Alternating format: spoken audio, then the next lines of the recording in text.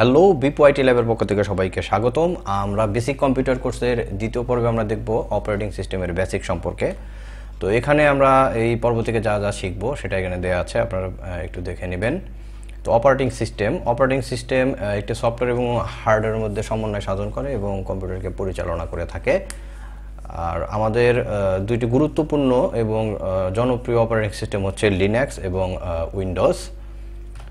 তো লিনাক্স হচ্ছে একটি ওপেন সোর্স অপারেটিং সিস্টেম যা সবাইকে পরিবর্তন করতে পারে এবং এটি হচ্ছে কমান্ড লাইনের মাধ্যমে ব্যবহার করা হয়ে থাকে এবং এটি বেশ সুরক্ষিত, যার কারণে সার্ভার হিসেবে এটিকে বেশি ব্যবহার করা হয়ে থাকে।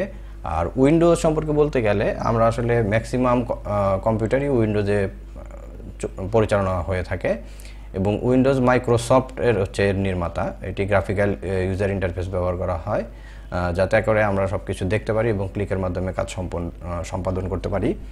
এবং এই উইন্ডোজ সিস্টেম হচ্ছে আমাদের প্রচুর সফটওয়্যার পাওয়া যায় যা আমাদের দৈনন্দিন কাজকে গতিশীল করে থাকে। তো আমরা কিছু শর্টকাট কি দেখব। উইন্ডোজ এবং আমাদের বিভিন্ন কাজের ক্ষেত্রে শর্টকাট কি দিয়ে আমরা খুব দ্রুত কাজগুলো সম্পাদন করতে পারি, কাজে এগুলো আপনারা একটু দেখে নেবেন। ল্যাপটপ বা ডেস্কটপের পাওয়ার বাটনে ক্লিক করার পর যে স্ক্রিনটা আসবে, সাধারণত এই স্ক্রিনটাকে বলা হচ্ছে ডেস্কটপ এবং পাওয়ার বাটন সম্পর্কে গত পর্বে বেশ বিস্তারিত আলোচনা করা হয়েছে। তো এই ডেস্কটপের মধ্যে যে ছোট ছোট বক্সগুলো থাকে এগুলোকে আইকন বলা হয়। এখানে আপনি ফোল্ডারও রাখতে পারেন, এখানে বিভিন্ন ধরনের ফাইল আপনারা সংরক্ষণ বা রেখে দিতে পারেন। তো এরপরে আমরা যাব হচ্ছে স্টার্ট মেনু। এই যে এখানে উইন্ডোজের লোগো সম্বলিত যে মেনুটি আছে, এখানে ক্লিক করলে স্টার্ট মেনুটি আমাদের সামনে ওপেন হবে। স্টার্ট মেনু থেকে আপনারা বিভিন্ন ধরনের অ্যাপ্লিকেশন রান করতে পারবেন, সেটিংসে যেতে পারবেন এবং এখান থেকেই এই পাওয়ার, শাটডাউন, রিস্টার্ট, স্লিপ, লক এই অপশনগুলোও এখান থেকে পেয়ে যাবেন। তো এখানে আমরা একটি সফটওয়্যার রান করে দেখি। আমরা ক্যালকুলেটরটা এখানে ক্লিক করলেই কিন্তু একটা সফটওয়্যার রান হয়ে গেল। এই ক্যালকুলেটর আমাদের সামনে চলে আসলো। ডেস্কটপ থেকে একটি ব্রাউজার ওপেন করি। ব্রাউজারে গিয়ে ডাবল ক্লিক করলে ব্রাউজারটি ওপেন হয়ে যাবে এবং এখানে ক্রস যে বাটনটা আছে এখানে ক্লিক করলে এটা ক্লোজ হয়ে যাবে এবং টাস্কবারে যেগুলো অ্যাপ্লিকেশন রানিং থাকে সেই অ্যাপ্লিকেশনগুলো বন্ধ করতে চাইলে কিন্তু আমরা এই যে অ্যাপ্লিকেশনটি বন্ধ করবেন সেটার উপরে গিয়ে রাইট বাটন ক্লিক করে ক্লোজ উইন্ডোজ এখানে ক্লিক করলেও সেটা কিন্তু ক্লোজ হয়ে যাবে। তো আমরা আবার যাব স্টার্ট মেনুতে গিয়ে আমরা সেটিংসে যাব। এই সেটিংসে গেলে আমরা এখানে কম্পিউটারের বিভিন্ন সেটিং এখান থেকে পরিবর্তন করতে পারবো। আর আপনার কাঙ্ক্ষিত যে অ্যাপ্লিকেশনটি বা যে ইয়াটি চাচ্ছেন আপনি এখানে খুঁজে না পেলে আপনি সার্চে গিয়ে সার্চ করলেও আপনার সেই কাঙ্ক্ষিত অ্যাপ্লিকেশনটি কিন্তু চলে আসবে। তো স্টার্ট মেনুতে যাওয়ার পরে আমরা দেখব হচ্ছে টাস্ক বার। এই নিচে যে লম্বা একটা বার দেখতে পাচ্ছেন এটাকে বলা হয় টাস্ক বার। এই টাস্ক বারে আসলে সাধারণত আমরা যে অ্যাপ্লিকেশনগুলো রান করে থাকি সেগুলো চলমান অবস্থায় থাকে, এগুলো এইখানে চলে আসে এবং এখানে আমাদের সাথে দেখতে পাচ্ছেন যে টাইম, ডেট এইগুলো কিন্তু এখানে শো করে। এখানে নেটওয়ার্কের আইকন, তারপরে ভলিউম, এখান থেকে আপনারা ভলিউম কমাতে পারবেন, বাড়াতে পারবেন। তো এই অপশনগুলো এখানে থাকে টাস্কবার থেকে। এছাড়া টাস্কবারের থেকেও কিন্তু আপনারা রানিং অ্যাপ্লিকেশান বন্ধ করতে পারেন বা আরও বিভিন্ন তথ্যও দেখা যায়। যেমন টাস্কবারে ক্লিক করে টাস্ক ম্যানেজারে যদি আপনারা যান, এখানে যে রানিং অ্যাপ্লিকেশনগুলো আছে এখানে সেগুলো দেখাবে এবং এই যেটা অফ করতে চান সেটার উপর রাইট বাটন ক্লিক করে এন্ড টাস্ক করলে সেটা কিন্তু বন্ধ হয়ে যাবে। তো এখন আমরা দেখব হচ্ছে জানবো হচ্ছে ফোল্ডার সম্পর্কে। তো ফোল্ডার হচ্ছে এখানে এই যে একটা ফোল্ডার, এগুলো হচ্ছে ফোল্ডারের মধ্যে বিভিন্ন ধরনের ডেটা আপনারা রাখতে পারেন। এখানে বিভিন্ন ফাইল সংরক্ষণ করতে পারেন, মুভি রাখতে পারেন বা যে কোনো ধরনের কম্পিউটার সাপোর্ট করে যে কোনো ধরনের জিনিসপত্র আপনারা কিন্তু এই ধরনের ফোল্ডারে রাখতে পারেন। তো ফোল্ডার কীভাবে ক্রিয়েট করতে হয় সেটাও আমরা দেখব। তো চলুন আমরা তার আগে দেখে নিই যে কীভাবে কম্পিউটারে টাইম এবং ডেট পরিবর্তন করতে হয়। তো টাইম ডেট পরিবর্তন করতে হলে প্রথমেই এই টাইম এবং ডেটের উপর রাইট বাটন ক্লিক করবেন। মাউসের দুইটা বাটন থাকে, রাইট বাটন ক্লিক করে অ্যাডজাস্ট ডেট অ্যান্ড টাইম এখানে ক্লিক করবেন। এখানে ক্লিক করার পরে set the date and time manually এখানে চেঞ্জের একটা অপশন আছে, সেই চেঞ্জের অপশনে ক্লিক করে আপনাদের কাঙ্ক্ষিত ডেট এবং টাইম আপনারা এখান থেকে সেট করে নিতে পারেন। চেঞ্জে ক্লিক করলে আপনাদের সেই কাঙ্ক্ষিত ডেট এবং টাইম সিলেক্ট হয়ে যাবে। তো এখন আমি যেটা দেখাবো এটা হচ্ছে দিস পিসি, বা অনেক জায়গায় এখানে মাই পিসিও লেখা থাকে। তো এই যে দিস পিসিতে যাওয়ার পরে কিন্তু আমাদের যে হার্ড ড্রাইভের বিভিন্ন তথ্য বা যে বিভিন্ন জায়গা থাকে সেগুলো এখানে কিন্তু আমাদের ডিসপ্লে হবে। তার আগে একটু বলে নেই, উপরে যে অপশনগুলো দেখতে পাচ্ছেন এটাকে বলা হয় মেনু বার। তো হার্ড ড্রাইভের বিভিন্ন ড্রাইভ, এখানে সি ড্রাইভটাতে সাধারণত কম্পিউটার উইন্ডোজ বা ওএস ইনস্টল করলে যে ফাইলগুলো থাকে সেটা সি ড্রাইভে জমা, বা অন্যান্য যে অ্যাপ্লিকেশনগুলো আমরা ইনস্টল করি সেগুলো সি ড্রাইভে জমা হয়ে থাকে। আর সি ড্রাইভ আমরা ইউজ করি না, অন্য ড্রাইভগুলো ইউজ করে থাকি। তো আমি একটি ড্রাইভে যাচ্ছি, এই ড্রাইভে গেলাম, এখানে গিয়ে আমরা একটি ফোল্ডার তৈরি করব। তো ফোল্ডার তৈরি করতে গেলে রাইট বাটন, যে কোনো একটা স্পেসে রাইট বাটন ক্লিক করলেই হবে। রাইট বাটন ক্লিক করে নিউ, এই নিউতে গিয়ে আমরা একটা ফোল্ডার ক্রিয়েট করব। ফোল্ডারটা কি? ফোল্ডারটা একটা বক্সের মতো ধরতে পারেন, যেই বক্সের মধ্যে আমরা আসলে সাধারণত বিভিন্ন জিনিসপত্র রাখতে পারি, সেই রকম ফোল্ডারের মধ্যে আমরা বিভিন্ন ধরনের জিনিসপত্র রাখতে পারি। বা আরও যদি গুছিয়ে রাখতে চান, বা একটা বক্সের মধ্যে আমরা ছোট ছোট কয়েকটা বক্স কিন্তু তৈরি করে সেখানে আরও সুন্দরভাবে গুছিয়ে আমরা জিনিসপত্র রাখতে পারি। তো সেটাও আমি দেখাবো। Folder 1, folder 2। তো এখানে আপনি যদি কোনো ভিডিও ফাইল রাখতে চান, সেটা আপনি সাপোজ যে ফোল্ডারে এই ফোল্ডারটাতে রাখলেন, এবং অডিও বা গান এইগুলো আপনি ফোল্ডার 2তে রাখতে পারেন। এটা গুছিয়ে রাখার জন্য এটা আমি এই পদ্ধতি ব্যবহার করলে সহজ হবে। তো ফোল্ডারের মধ্যে আমরা কিন্তু সাব ফোল্ডারও তৈরি করলাম। সাব ফোল্ডারের মধ্যে আমি একটি ফোল্ডার, নিউ ফোল্ডার যেটা, এখানে আমি একটি ফাইল তৈরি করব। ফাইল আমরা যেমন ওয়ার্ড ডকুমেন্ট আমি তৈরি করব।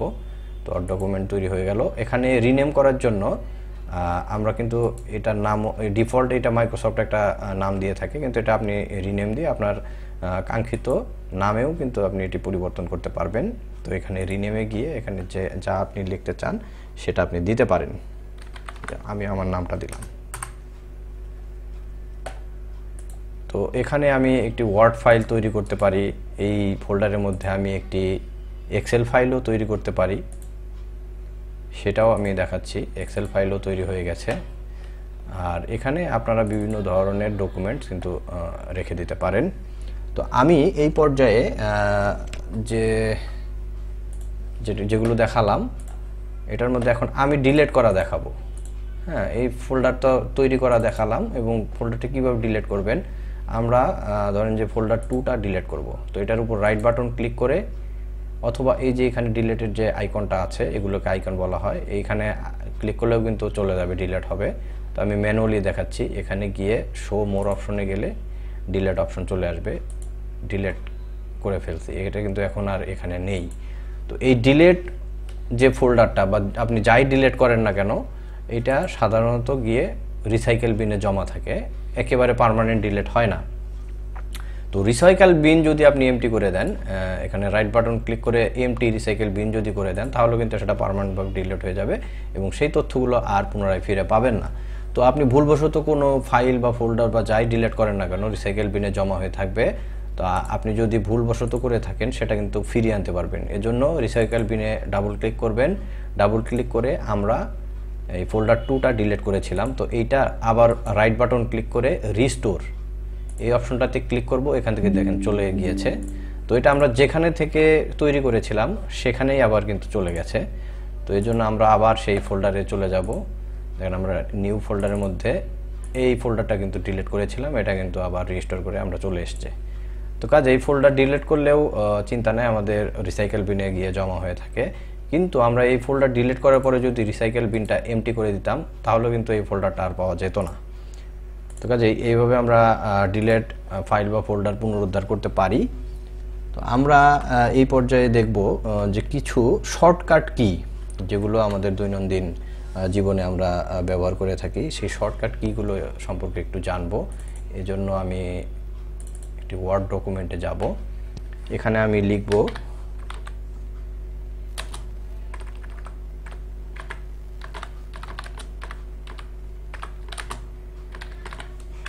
BPYT lab. তো তো শর্টকাট কিগুলো কিন্তু আমি আগেই আপনাকে স্ক্রিনে প্রদর্শন করেছি, সেগুলো দেখে কিন্তু আপনারা এই শর্টকাট কিগুলো ব্যবহার করতে পারেন। তো আপনাদের একটি বিশেষভাবে ধারণা দেওয়ার জন্য আমি এই কিগুলো দেখাচ্ছি। তো এটা এখন যদি আপনি টোটালি সব একসাথে সিলেক্ট করতে চান, সেক্ষেত্রে Ctrl+A এই দুটো কি একসাথে চাপলে একসাথে কিন্তু সিলেক্ট হয়ে গেল।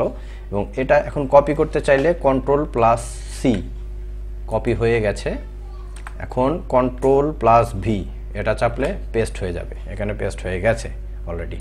তো এটা আবার আমি ডিলিট করছি এবং আবার Ctrl+A দিয়ে টোটাল সিলেক্ট করে নিলাম। এখন আমি চাচ্ছি যে এটা কাট করে নিব, তো Ctrl+X এই দুটো একসাথে চাপলে এটা কিন্তু কাট হয়ে যাবে এবং আবারও Ctrl+V যদি চাপি এটা কিন্তু পেস্ট হয়ে যাবে, কারণ Ctrl+V দ্বারা পেস্টের হচ্ছে শর্টকাট কি। আর এই জিনিসটাকে আমরা যদি সেভ করতে চাই সেক্ষেত্রে Ctrl+S চাপলে এই জিনিসটা সেভ হয়ে যাবে। এখন যদি আমরা বের হয়ে যাই বা কেটে ক্লোজ করে দেই, আবার যখন ফাইলে ঢুকবো দেখেন এটা কিন্তু রয়ে গেছে, কিন্তু Ctrl+S দিয়ে সেভ না করে দিলে কিন্তু এই জিনিসটা আর থাকতো না। এখন এই জিনিসটা প্রিন্ট করতে গেলে আমাদের প্রিন্টের যে শর্টকাট কি সেটা হচ্ছে Ctrl+P, এই দুটো একসাথে চাপলে প্রিন্টের কিন্তু অপশন চলে আসছে। তো এখান থেকে প্রিন্টে ক্লিক করলেই আমাদের এই জিনিসটা প্রিন্ট হয়ে যাবে। তো আরও কিছু শর্টকাট কি সম্পর্কে আমি বলবো, সেটা হচ্ছে F1 যে শর্টকাট কি, এটা হচ্ছে ফাংশন 1, যেটা এটা ক্লিক করলে এটা আসলে হেল্প কি। এটা যে কোনো ধরনের কোনো ফাইলে বা কোনো ফোল্ডারে গেলে আপনার যখন হেল্পের প্রয়োজন পড়বে তখন এইটা চাপলে আপনাকে নানান ধরনের ওরা সাজেস্ট করবে। আর হচ্ছে আমি আর একটা বলতে চাই, সেটা হচ্ছে F2 কিন্তু রিনেম করে। যেমন ধরুন যে আমি এই ফোল্ডারটাকে রিনেম করব, তো এই ফোল্ডারের উপরে আমি সিলেক্ট করলাম, কার্সর রেখে মাউস ক্লিক করলাম এবং F2 চাপলে এটা রিনেমের কিন্তু অটোমেটিক্যালি অপশন চলে আসবে। এখানে আমি রিনেম করছি, আমার কাঙ্ক্ষিত নাম দিয়ে আমি রিনেম করছি, আপনারা আপনাদের যা ইচ্ছা সেটা দিয়ে রিনেম করতে পারেন। তো এটা কিন্তু রিনেমের শর্টকাট কি। আর একটা শর্টকাট কি বলবো হচ্ছে F11, যদি কোনো কিছুতে আপনারা কোনো ব্রাউজারে বা যে কোনো ইয়াতে গেলে F11 চাপলে কিন্তু সেটা ফুল স্ক্রিনে আপনাকে দেখাবে। তো এটা হচ্ছে full screen, F11 চাপলে full screen হবে, আবার F11 চাপলে ফুল স্ক্রিনটা কিন্তু আবার ক্লোজ হয়ে যাবে। তো কাজে আমরা বেশ কিছু শর্টকাট কিও এখান থেকে দেখে নিলাম। এখন আমরা দেখব হচ্ছে কিভাবে সফটওয়্যার ইনস্টল করে বা প্রিন্টার ইনস্টল করে। তো এজন্য আমাদের লাগবে হচ্ছে যেই সফটওয়্যারটি আপনারা ইনস্টল করবেন বা প্রিন্টারে যদি ইনস্টল করতে চান সেটার ফাইল কিন্তু লাগবে। সেই ইনস্টলেশন যে ফাইলটা, সেই ফাইলটা আমি এখানে রেখেছি। তো এখানে ক্লিক করব, ক্লিক করে সেই সফটওয়্যারের মধ্যে ঢুকতে হবে এবং এখানে বেশ কিছু ফোল্ডার থাকলেও আপনাকে বুঝে নিতে হবে যে কোনটা আপনার হচ্ছে ইনস্টলেশন ফাইল। এটা সাধারণত exe ফাইলগুলো হচ্ছে ইনস্টলেশনের জন্য হয়ে থাকে। তো এখানে ডাবল ক্লিক করব, আমরা ইয়েস করব, ইয়েস করে এখানে ওদের টার্মস অ্যান্ড কন্ডিশন নেক্সট করব। এটা সাধারণত যে বাই ডিফল্ট যে ফাংশনগুলো দিয়ে থাকে সেগুলো আমরা নেক্সট চাপলেই কিন্তু ইনস্টলেশন হয়ে যায়।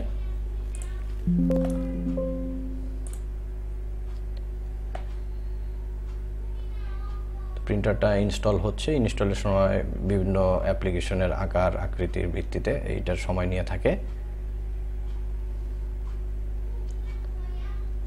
এটা ইনস্টলেশন শেষ হয়ে গেছে, ফিনিশে চাপলে আমাদের এই প্রিন্টারে ইনস্টলেশন শেষ এবং এখানে আমরা বিভিন্ন প্রিন্ট কিন্তু আমরা দিতে পারি। তো এইটা দেখার পরে আমরা দেখব যে যদি আমরা কোনো সফটওয়্যার আনইনস্টল বা প্রিন্টারটা আনইনস্টল করতে চাই সেটা কীভাবে করব। সেটার জন্য কন্ট্রোল প্যানেলে আমাদের যেতে হবে। কন্ট্রোল প্যানেলে গিয়ে এখান থেকে আমরা প্রোগ্রাম অ্যান্ড ফিচারে যাব। প্রোগ্রাম অ্যান্ড ফিচারে গেলে যতগুলো সফটওয়্যার বা অ্যাপ্লিকেশন আমাদের এখানে ইনস্টল করা থাকবে সেগুলো এখানে শো করবে। তো এখান থেকে আমরা যদি চাই যে কোনো সফটওয়্যারকে আনইনস্টল করব, এখান থেকে আমরা সহজেই সেটা আনইনস্টল করতে পারি। যেটা আমরা ইপসনের এই প্রিন্টারটা মাত্র ইনস্টল করলাম, এটাকেই আমরা আনইনস্টল করব। তো যেটাকেই আনইনস্টল করবেন সেটার উপর রাইট বাটন ক্লিক করে আনইনস্টলে ক্লিক করবেন। এখানে ইয়েস করতে হবে এবং এখানে আমি প্রিন্টারটা সিলেক্ট করে ওকে করলাম, ইয়েস করতে হবে। একটু ওয়েট করতে হবে কারণ একটা ইনস্টলেশন এবং আনইনস্টলেশনের জন্য কিছু সময় অপারেটিং সিস্টেম নিয়ে থাকে সেই সময়টা আমাদের অ্যালাউ করতে হবে। হয়ে গেছে আনইনস্টল কমপ্লিট। তো এখান থেকে চলে গেছে কিন্তু। এইভাবে কিন্তু আমরা একটি সফটওয়্যার বা একটা প্রিন্টার যাই বলেন না কেন ইনস্টল করতে পারি এবং আনইনস্টলও করতে পারি। তো চলুন আমরা এখন মডেল কোয়েশ্চেনগুলো দেখে নিই।